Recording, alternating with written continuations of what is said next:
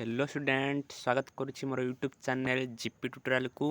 आज देखा +2 प्रथम वर्ष शिक्षा यूनिट 1 शिक्षार मौलिक तत्व चैप्टर 1 शिक्षार अर्थ और लक्ष्यर 14टी इम्पोर्टाट एमसीक्यू क्वेश्चन चलतु गोटी गोटी करी आलोचना करवा। देखो स्क्रीन आगे क्वेश्चन नंबर 1 शिक्षा शब्दटी संस्कृत भाषार केउं दुटी शब्द उत्पन्न होइअछि।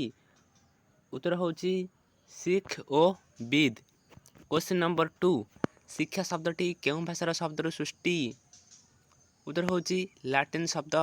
क्वेश्चन नंबर 3 शिक्षा कहले मु बुझे शिशु और मनुष्यर मन और आत्मार सर्वांगीण और सर्वोत्तम विकास। ए उक्तिटी किए कहथिले।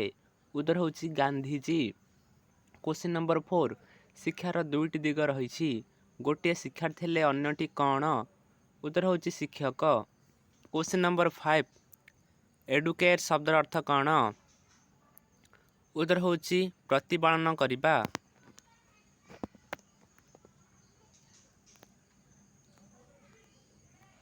क्वेश्चन नंबर 6 शिक्षार लक्ष्य कहले कौन बुझ। उत्तर होची व्यक्तिर कार्यबल को उद्दीपित करिथाए।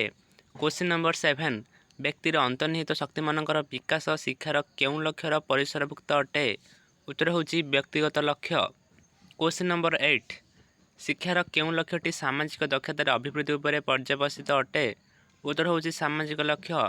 क्वेश्चन नंबर 9 समाज निमंते व्यक्ति को आत्मोत्सर्ग करने पड़ता है यह शिक्षार केउं लक्ष्य। उत्तर होची सामाजिक लक्ष्य। क्वेश्चन नंबर 10 आध्यात्मिक विकास होची शिक्षार केउं लक्ष्यर परिसरभुक्त। उत्तर होची व्यक्तिगत लक्ष्य।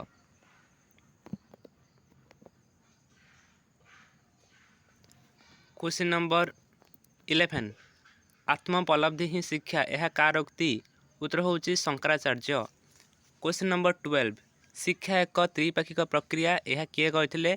उत्तर होची जॉन ड्यू। क्वेश्चन नंबर 13 शिक्षा को केतोटी प्रकार रे विभक्त करा जायछि। उत्तर होची 3।